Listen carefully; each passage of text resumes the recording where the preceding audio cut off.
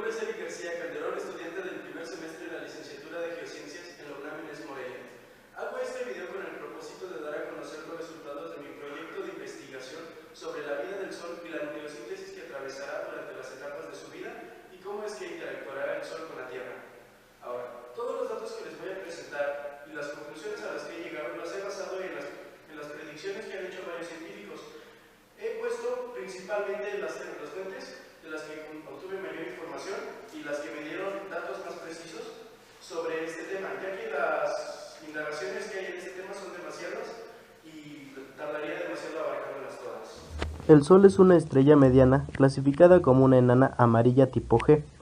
El Sol inició como una protoestrella, la cual se creó al asociarse átomos de hidrógeno que se contrayeron por la acción de su fuerza gravitacional.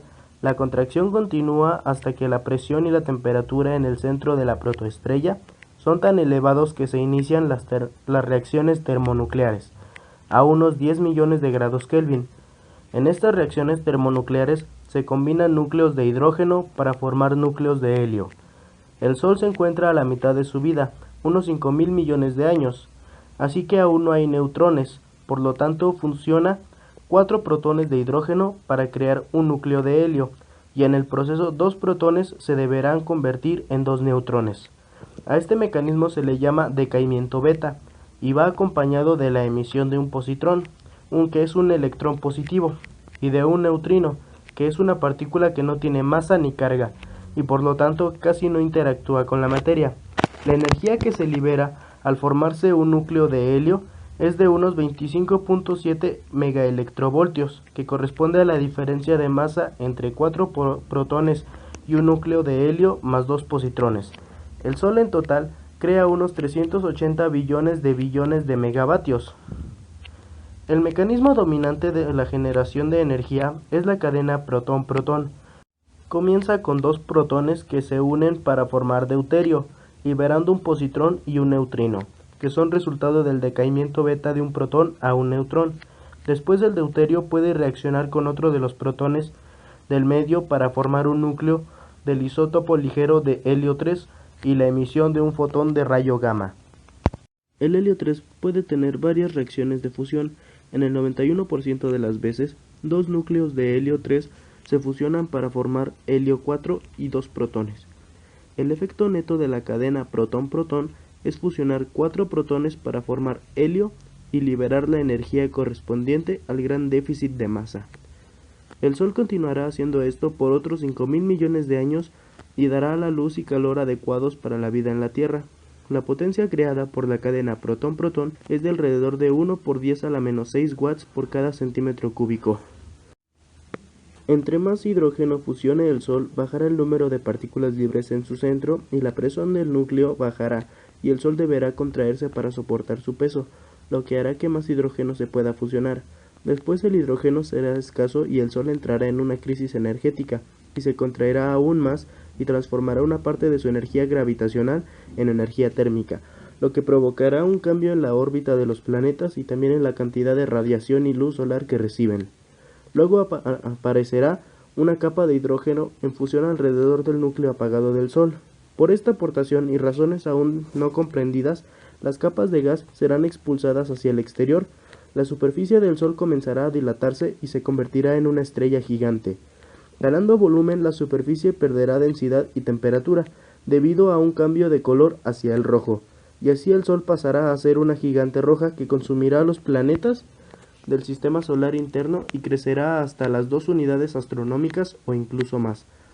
Esto pasará en alrededor de unos 5.000 millones de años, así que nuestra especie se habrá extinguido o habrá obtenido la tecnología necesaria para mudarnos de planeta a uno que contenga las características adecuadas para la vida.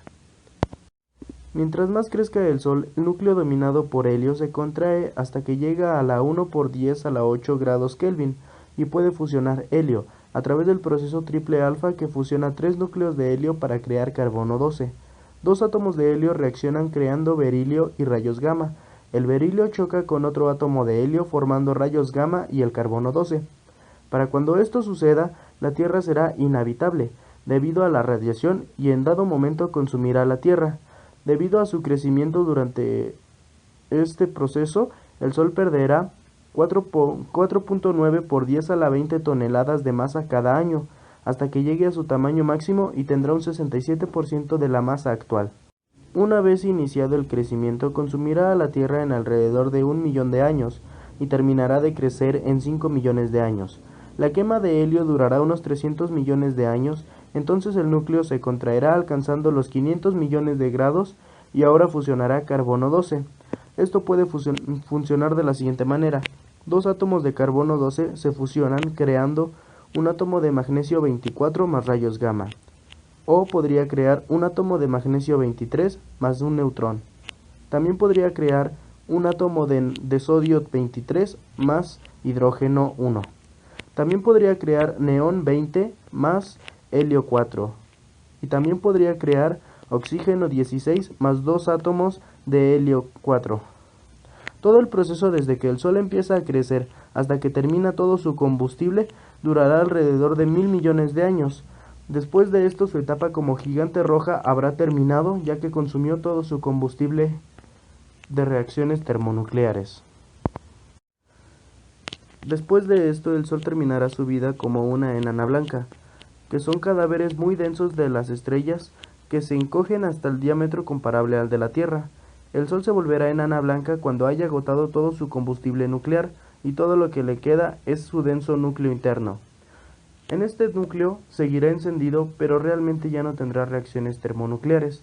Después de varios miles de millones de años, el Sol perderá todo su brillo y se perderá en el espacio, ya que no tendrá reacciones y la muerte de la estrella llamada Sol habrá llegado totalmente a su fin. Las conclusiones que obtengo a partir de este proyecto de investigación son que el Sol en este momento se encuentra dando la cantidad de luz, radiación y temperatura necesarias para la vida en la Tierra, pero con el paso del tiempo, de aquí a unos 5.000 millones de años aproximadamente, dejará de extender estas condiciones tan óptimas, empezará a crecer y creará una gran variación en la vida que podría haber en la Tierra. Sin embargo, 5.000 millones de años es un tiempo demasiado grande, que es tiempo suficiente para que nuestra especie o se extinga o tenga la energía y la tecnología necesaria para poder mudarse a otro planeta o poder evitar el proceso de que la Tierra sea destruida de alguna manera.